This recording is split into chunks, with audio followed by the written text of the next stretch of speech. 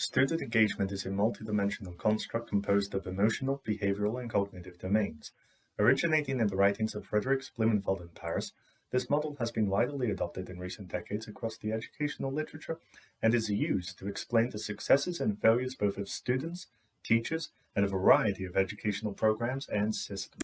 This model assumes a constructivist viewpoint in which the volitional student actively shapes their own responses to educational materials, activities, relationships, and environment to influence their subsequent outcomes. In a review of the literature on improving student engagement and outcomes, one principal theme consistently emerged in studies of the affective, emotional, and behavioral aspects of engagement, and this was the quality of the relationship had between the student and the teacher. These models predict that when the relationship quality is poor or infrequent, students will become disengaged and unmotivated. But when relationships are of a good, frequent, and healthy quality, they will improve student engagement, motivation, and academic outcomes. A survey of attitudes about student-teacher relationships was conducted to support our investigation of this hypothesis. Data collected from the survey revealed a mix of significant and confused results of relevance to future study design. Significantly, responses to item 1 revealed unanimous agreement on the importance of student-teacher relationships in explaining student outcomes. Similarly, only one respondent agreed with item 2, which suggested that relationship formation is of a secondary importance to the act of schooling, whereas 70% of those respondents disagreeing with this statement and thereby suggested that relationships are of equal and integral importance to the act of schooling. In accord with the emotional domain of the engagement model, 90% of respondents agreed that teachers have a role to play in providing stability and emotional support to students, and 70% agreed with the statement that while content is easily forgotten, a student will never forget how they were made to feel by a teacher, whether positive or negative. Responses to item 3, 6, and 7, however, indicate a more mixed result, due in part to confusion in interpreting the statements. This was expressed in person by respondents as well as on their surveys. This confusion must be clarified in future research designs. The two text boxes responding to the questions on how participants form quality relationships with students revealed interesting answers.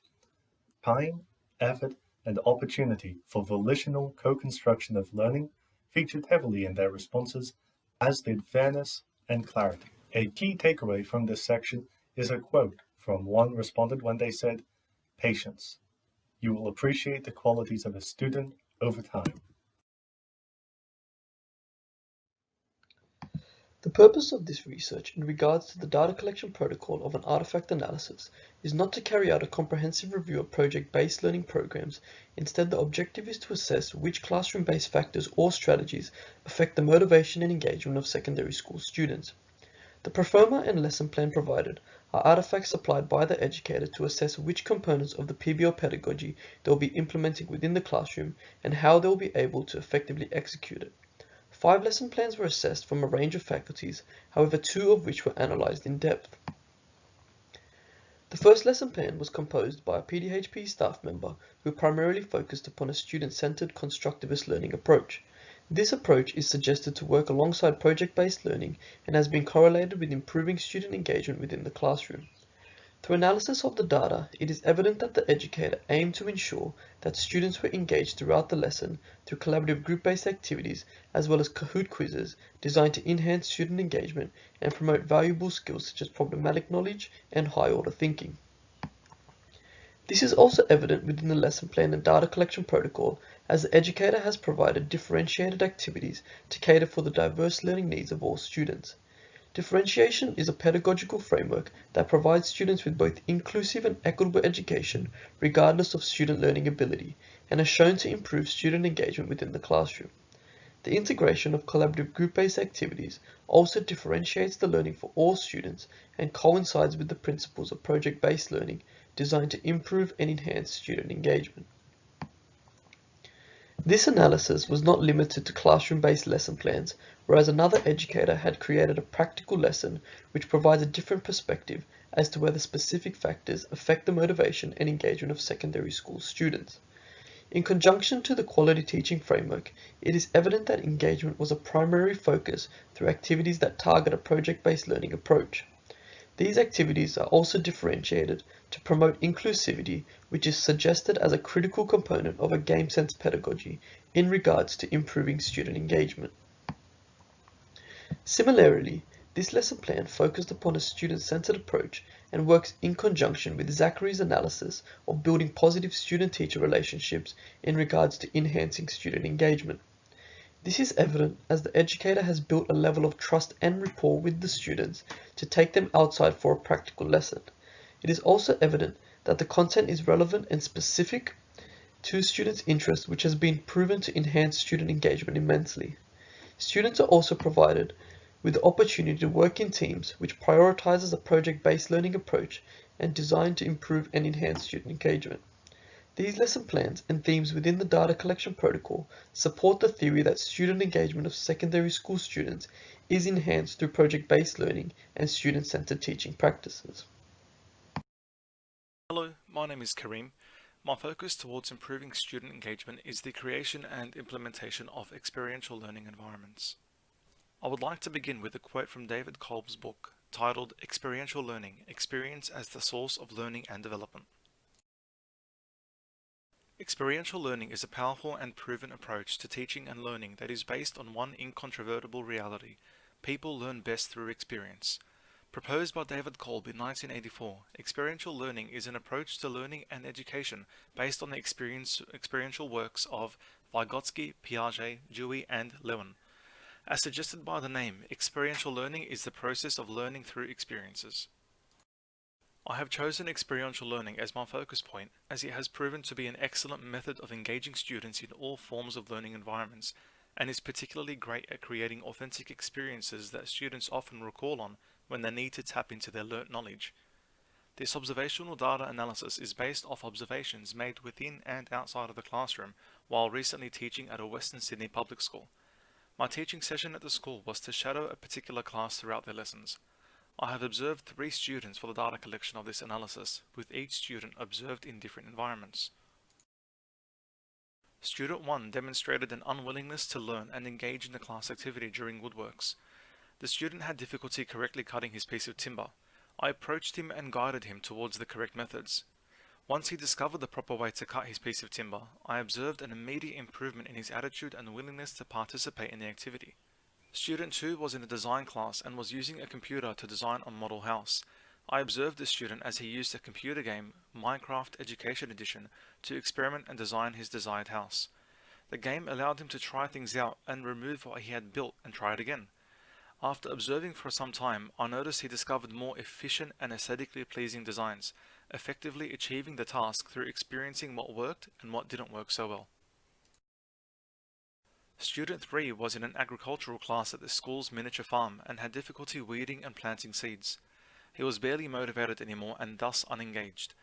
After some motivation from myself, he reluctantly tried again. Through trial and error and assistance from friends, he discovered a method of raking the weeds out that worked really well. He then proceeded to do an excellent job at weeding the entire patch while displaying excellent levels of engagement and enthusiasm. In summary, creating authentic experiences provides the opportunity for students to engage in and have an interest in their own learning.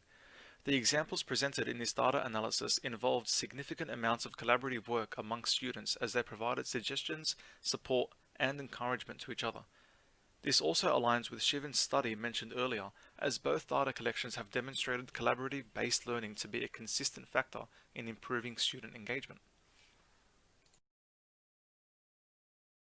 The focus question of this subtopic is, how can we use the New South Wales quality teaching model to assess student engagement in the classroom?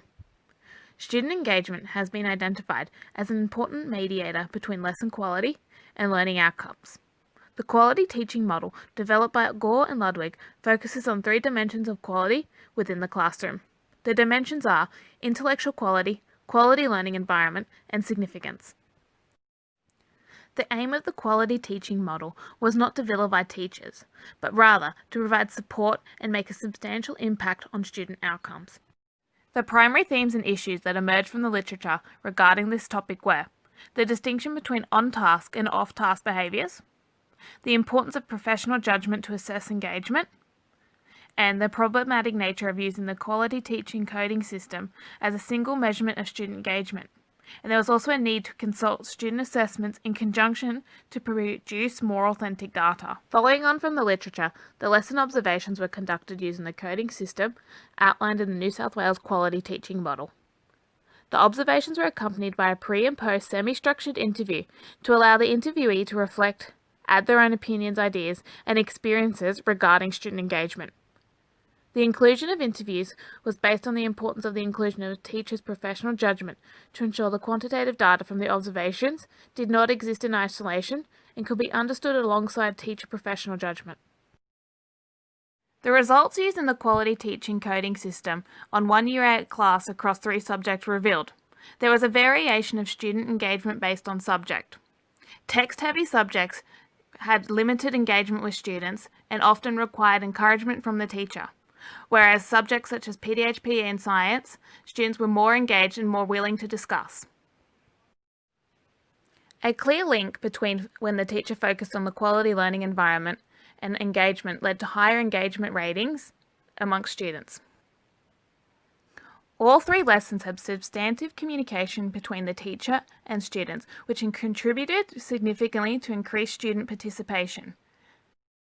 However, greater communication was required on the English teacher's behalf to ensure students were not participating in off-task behaviours and were focused on their work. This made it evident it was important for the teacher to understand the individual behaviours of students to determine what they would classify as on-task and off-task behaviours, as this was individual for different students. All 3 teachers focused on student direction. This was evident as teachers during Term 3 are aware of behaviours that are regarded as off-task and when to move on to the next stage of lesson due to disengagement. A relationship between the student and teacher is necessary to target student direction and allow students to dictate both the speed and direction of the lesson.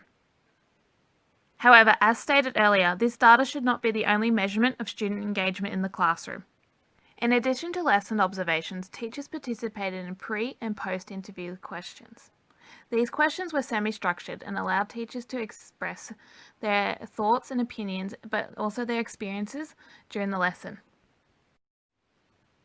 The data from the lessons was analysed and coded, and it became apparent that 3 distinct themes emerged. 2 out of 3 teachers had pre-planned their lessons to follow the quality teaching model. However, 1 teacher did not, as they did not feel planning it would be an authentic teaching experience. All 3 teachers focused on different dimensions. However, all 3 teachers excelled in the quality learning environment, especially explicit quality criteria and student direction. When asked what does engagement in a regular lesson look like in your classroom, all 3 teachers stated that silence does not necessarily equate engagement in the classroom. All 3 teachers stated engagement in their class would be students challenging but also asking questions, and also other nonverbal behaviours such as head nodding and shaking their head in disagreement. It was evident all 3 teachers generally assess engagement through class participation. However, behaviour in the classroom would not be the final indication of engagement. All 3 teachers stated that they knew their students were engaged through their classwork, but finally, their assessment outcomes. Therefore, professional judgment would provide greater insight into student engagement rather than relying on the data obtained from the quality teaching model coding system.